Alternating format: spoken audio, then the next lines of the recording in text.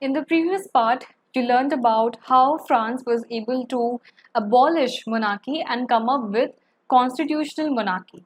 Alright, in this part, we'll learn about how France became a republic, means how the power was now only divided between the people and the chosen electives, or those people that the common people voted and elected them as their chosen representatives. All right, so the abolishment of even the constitutional monarchy happened in France, and how this happened, let's study that. In April 1792, the National Assembly voted to declare war against Prussia and Austria. Thousands of volunteers saw this as the war of the people against kings and aristocracies all over Europe. Okay, and although Louis XVI he had signed the constitution, means he had agreed that a constitutional monarchy would be formed in France, he entered into secret negotiations with the Prussian king. All right. So in April 1792, the National Assembly had voted to declare war against Prussia and Austria. Okay, but even though the Louis XVI he had said that he would be under the control of the legislature that has been now formed by the people, okay, he entered into secret negotiations into Prussian king, means he basically was betraying, he was committing an act of treason. All right, and these developments they worried the neighboring countries, of course, because they thought that they are going to be defeated by France. So they sang a patriotic song called the Marseillaise, composed by the poet Roger de Isle. Okay, it was sung for the first time by volunteers from Marseille, and the Marseillaise is now the national anthem of France. Okay, so people they devised a patriotic song for France when people were going to military, the army, when they were going to into war against Prussia and Austria. All right. So why France abolishes monarchy is the basically it depends on this treason that Louis XVI committed. All right, he had agreed earlier that he would be under the controls of the legislature, all right, under the control of basically those representatives that had been elected by the people, by the common people, by the third estate. Okay, but he entered into secret negotiations with the Prussian king, against whom the National Assembly had decided that they would go to war. All right, so this all was happening in France.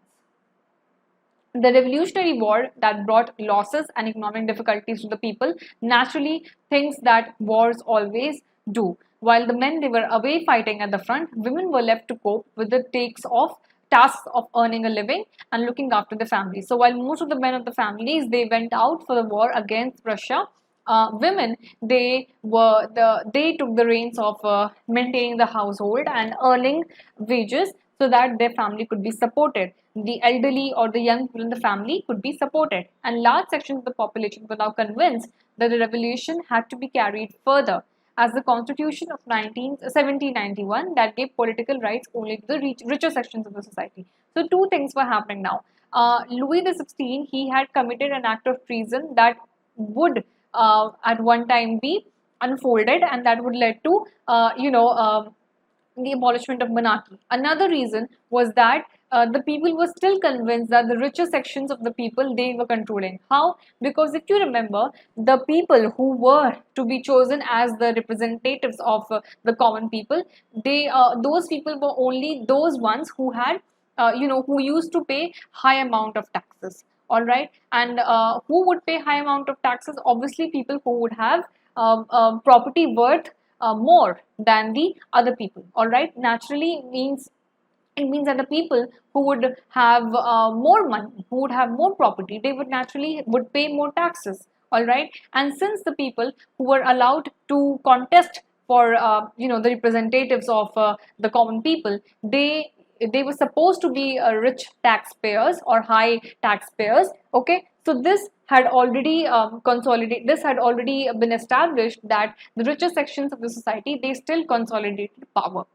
Okay, so the people who were earlier revolting, who were earlier had this idea of revolution, they were still heavy on the idea of a revolution, because they wanted that the Constitution of 1791 that should again be amended, and the equality that was being sold to them was not so equal, and further changes should be made. Political clubs now became an important rallying point. Hence, all right, and people who wished to discuss government policies and how those policies could be amended, what key changes should be implemented so that people should have or would have more equal representation. These things, these were the kind of topics that these political clubs started discussing. This led to the rise of the Jacobin Club. This was a very successful political club of France, and it got its name from the former convent of Saint Jacob in Paris. Its members belonged mainly to the less prosperous sections of the society, as it was only the less prosperous sections of the society who could recognize that weak chain, that only the rich taxpayers, only the rich people, they were allowed to contest for the elections and to stand for the elections. And what about the poor people? What about those people who were not paying enough taxes? Why were they not allowed to represent their fellow people? All right, just because they don't have enough money, that should not be the criteria. That was what they were against. Okay, this Jacobin club, it included small shopkeepers, artisans such as shoemakers, pastry cooks, watchmakers. So all those poor people, all those daily wage workers who had who saw this chain, who saw this weak chain that the constitution had come itself with. And the leader was Maximilian Robespierre. Okay, this person. A large group among the Jacobins, they decided to start wearing long striped trousers. So a particular sort of uniform was always the trademark of protest. Okay, like you saw that the slaves who were being freed from slavery, they started wearing that red cap, all right, to denote freedom. So some symbol, so people started on picking some symbol, so that even though the common people, they did not know what was happening, they could pick up on those symbols and they could see what was happening, what kind of revolution those people were demanding, and what kind of new ideas or new laws that they wanted to that the people wanted to take place. Okay, so the members of the Jacobin Club, they started wearing long striped trousers similar to those worn by dock workers, like you can see here in this picture. And women, they were debarred entry to be a part of this club. All right. These Jacobins came to be known as the sans culottes, literally meaning those without knee breeches, because knee breeches was the prevalent sort of fashion in France at that time. Sans culottes men wore in addition the red cap, as you can see again here in the picture. So red cap plus those long striped trousers, and this symbolized liberty. All right, liberty against those rich sections of the people that were again allowing themselves to be represented, and no equal rights were being given to the poor people so that they could be represented. Women, however, were not allowed to do so. So no matter how much equality people were preaching, even the Jacobin Club, they were not allowing women to enter into this equal atmosphere. All right. So this debarring of women, we will see this part in the later part of this chapter itself. But you have to understand the role patriarchy was playing at that time. It still is somewhere or the other, that women, they are not allowed to be a part of important discussion, be it related to the household or be it related to the national level. Okay. The right to vote. On the morning of August 10, the Jacobins, they stormed the palace with Tuileries and they massacred the king's guards and held the king himself as hostage for several hours. So, since their demands were not being paid heed to, what they did, they started protesting, they started marching, and they finally they stormed the palace and they took the king himself as a prisoner, as a hostage. Okay, and later the assembly voted to imprison the royal family. The assembly, that national assembly. Okay, elections were held.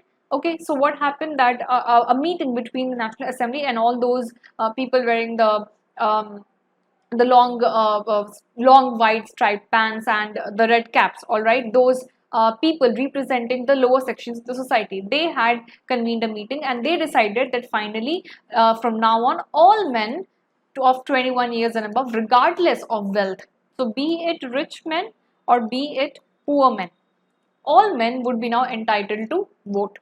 Okay, so the right to vote was established in August 10, on August 10.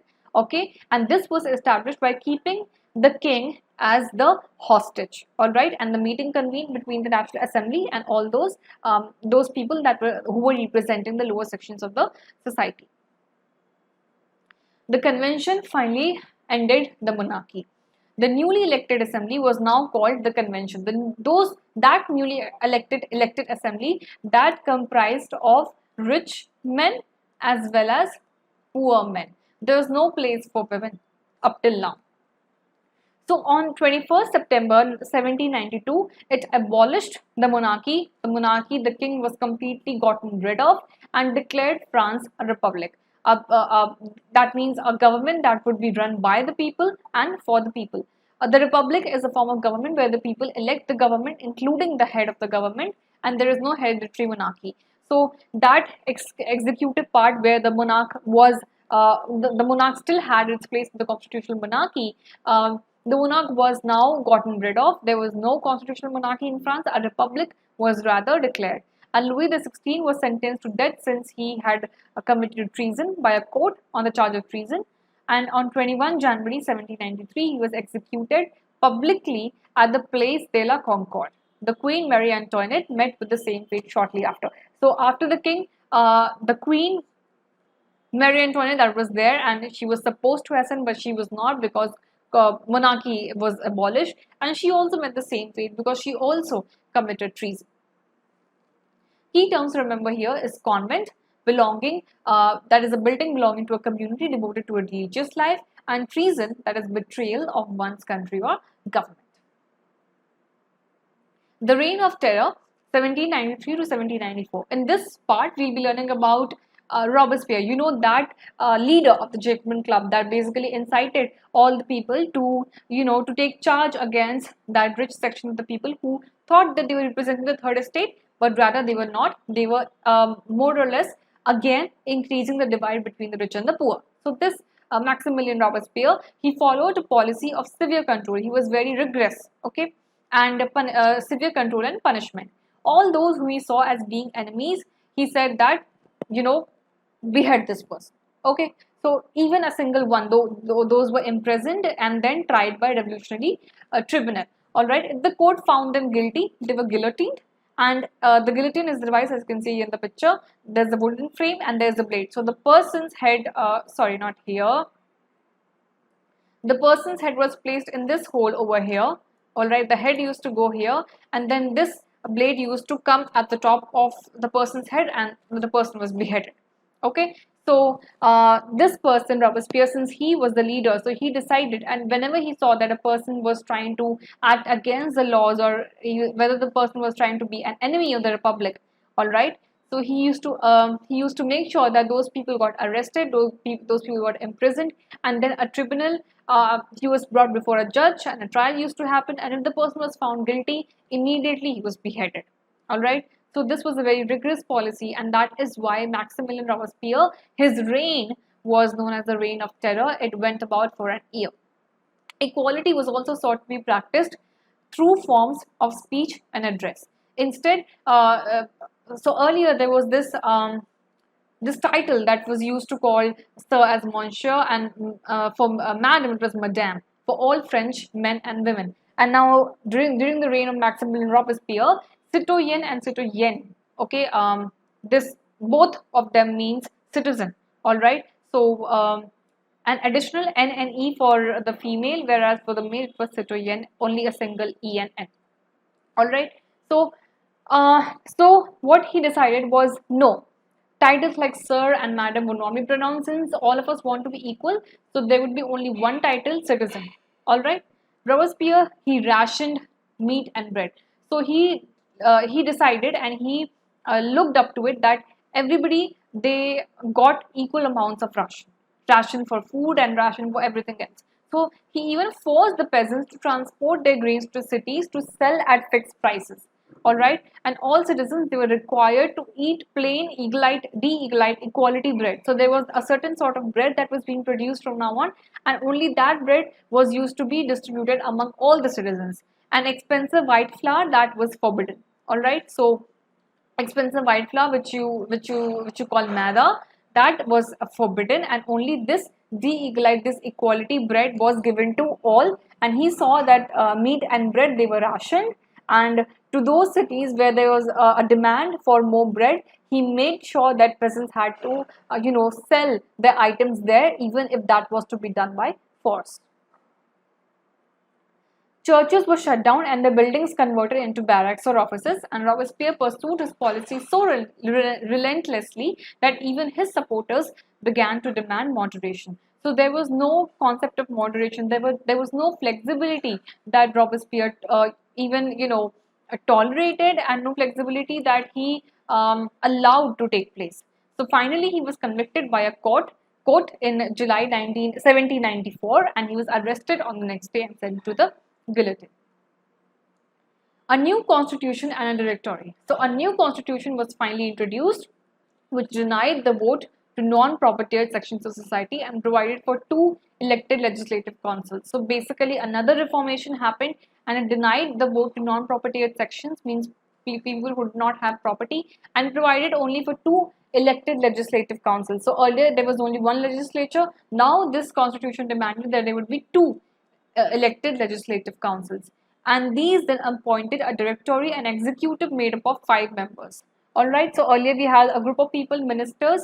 Now we would have a directory and executive group of comprising of only 5 members. And of course, now so many frequent changes in the constitution that led to a certain unrest and political instability of the directory. It happened, and that paved the rise for the military dictator Napoleon Bonaparte. So this was what you had to learn in this part of the chapter.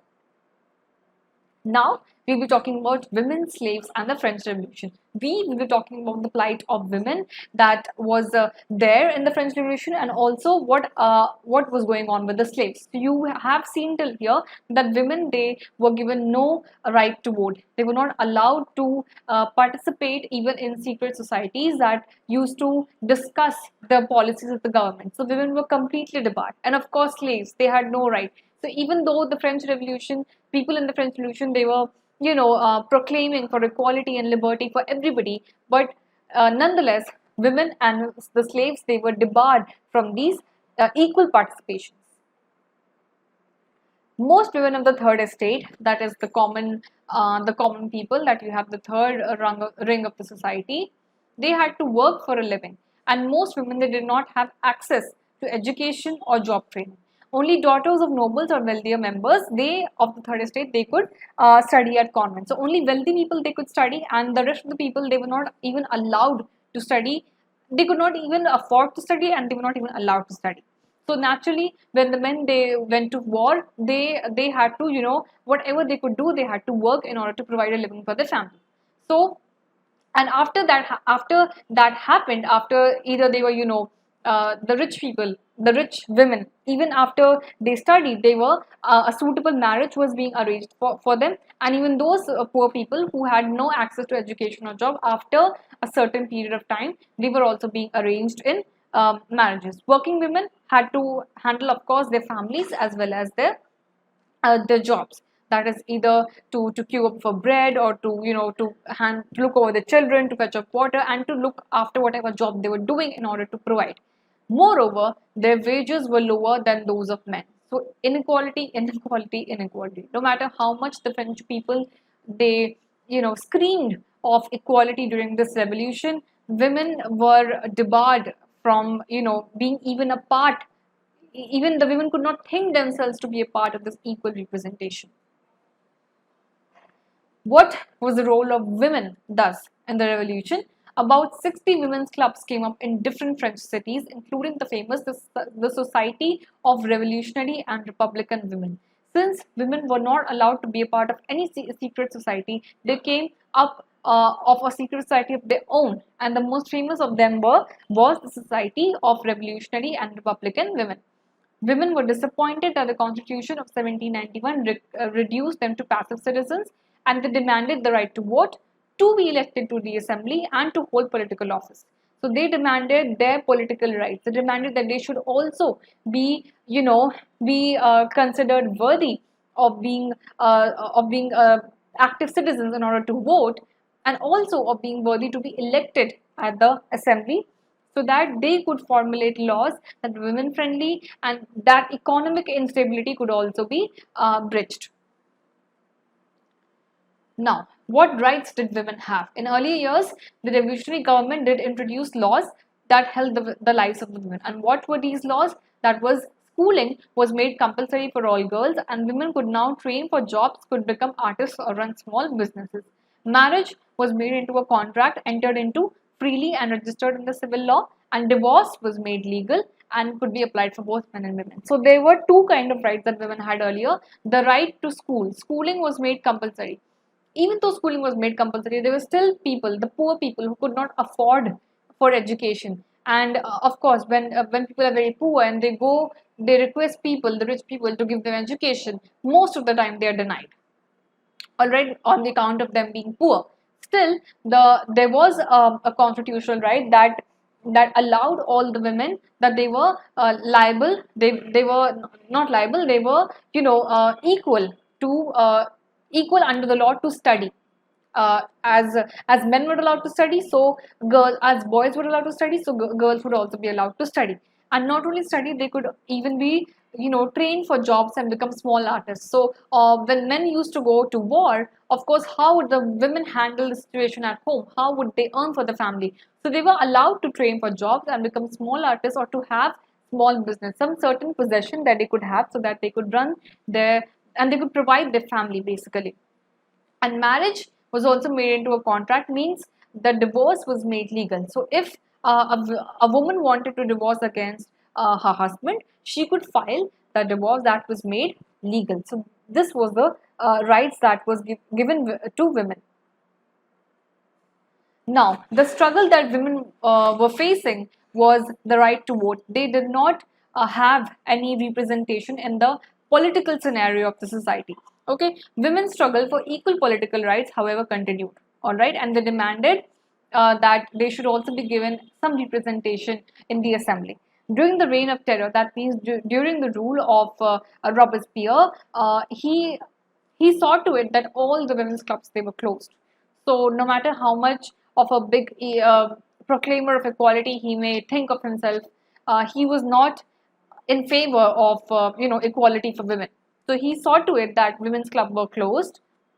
And the example of the political activities of French women during the revolutionary years, what was kept alive as an inspiring memory during the international suffrage movement. So it was finally in 1946 that women in France won the right to vote. So what was happening here is that in different areas, societies of women were being formed in order, why they were being formed so that women could get a chance to represent themselves in the elected assemblies, all right, to be taken worthy of being an equal political citizen, all right, so that they should be allowed to vote and they should be allowed to contest for elections. This was not happening only in France, but it was happening internationally. So an international suffrage movement was taking place during this time, and the war that these women were fighting for their political freedom, they finally attained in 1946. Can you imagine? It was finally in 1946 that women in France, they won the right to vote. Now, let's talk about slavery. One of the most revolutionary social reforms of the Jacobin regime was the abolition of slavery. So, the Jacobin regime, the Jacobin club, it saw to it that slavery was abolished and all people, they were considered equal. How much they should, how much they could, they allowed it, and of course, the tenet of liberty. Okay, the shortage of labor on the plantations in the Caribbean colonies was met by a triangular slave trade between Europe, Africa, and the Americas, which began in the 17th century. So now, since slavery was abolished in France, all right, but still people needed slaves. They needed slaves so that people, they would not have to pay some wages to people in order to do the meager works, all right, such as working in the plantations. So a triangular slave trade was now occurring between Europe, Africa, and America. So what was happening, that people were taking up slaves from Africa, and these slaves were being provided to various Europe countries such as France, and of course to America. Okay, so this triangular slave trade now came into force. So when in French colonies slavery was abolished, so slaves were now being picked from, as you can see also here in this picture, they were picked up from their native places in Africa, owing to their structure of their, owing to their anatomy that was different, because they were living near the equator. And the second reason was because of their dark skin, because of the dark skin. All right, so racism. Okay, so owing to all these factors, now slaves, they were being picked up from their native lands. They were being picked up from Africa, and they were being provided to European colonies and to American colonies. The exploitation of slave labor made it possible to meet the growing demand in European markets for sugar, coffee, indigo, and port cities like Bordeaux and Nantes owed their economic prosperity to the flourishing slave trade. So what happened in what happened in France was that French slavery, the colonies of French slaves, they were abolished, but slaves were now being picked up from Africa, and this actually proved to be beneficial for them, because now people could, they could supply the demand for sugar, coffee, and indigo. So whatever places the shortage was there, that could be, that could be substituted for, and also the tenet of liberty could be achieved among the French people. Okay, this was basically the agenda. But slavery was again reintroduced when Napoleon came into power. So what happened was that throughout the 18th century, there was little criticism of slavery in France. All right, and when the National Assembly came up, they had long debates, fearing that businessmen, they would oppose. All right, whose incomes depended on the slave trade. So they were very reluctant as to whether they should abolish slavery or not. It was finally the convention which in 1794 legislated to free all the slaves in French overseas possession. So even when the constitutional monarchy came into power, the National Assembly during the constitutional monarchy, that was afraid to address the issue of slavery, because they thought that they could upset the businessmen and they could upset their power role in the assembly, in the legislative. All right, it was finally the convention. Remember when the constitutional monarchy was abolished? It was during that time in 1794 that it was legislated that there would be no slavery. Okay, but what happened when Napoleon Bonaparte, when he came into power, he took some measures and he reintroduced slavery. All right, he saw that plantation owners understood their freedom as including the right to enslave African Negroes in pursuit of their economic interests, and slavery was finally abolished in French colonies in 1848. Okay, so when Napoleon came into power, that triangular slave trade that we were talking about between Europe, Africa, and America, when he came into power, he saw to it that African Negroes, all right, people from Africa, they would be picked up as slaves, and they would be provided to all those areas of plantations where France required extra help. Okay, extra help without giving any dignity to human life.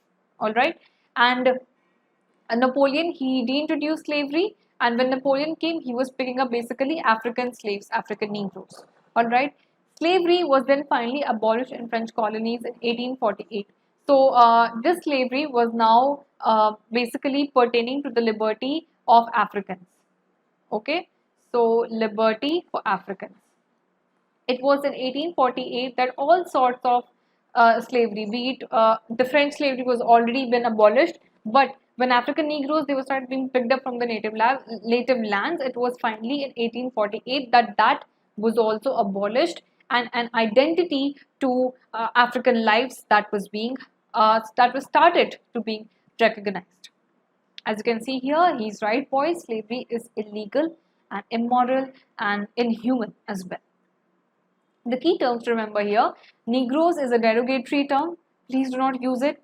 It's a term for the indigenous people of Africa, south the Sahara, and it is a derogatory term, not common any longer, because it basically differentiates African men on the basis of their anatomy, as I told you, because they live in the equator. They have some facial features and some bodily features that differs from, let's say, the common features of the rest of the population. All right, and owing to their skin color, the second reason why they were being subjected to criticism, racism, and inhumanity and everything. Okay, emancipation is the act of freeing. So you can say that it was in 1848 that the African slaves, they were being emancipated from the French colonies.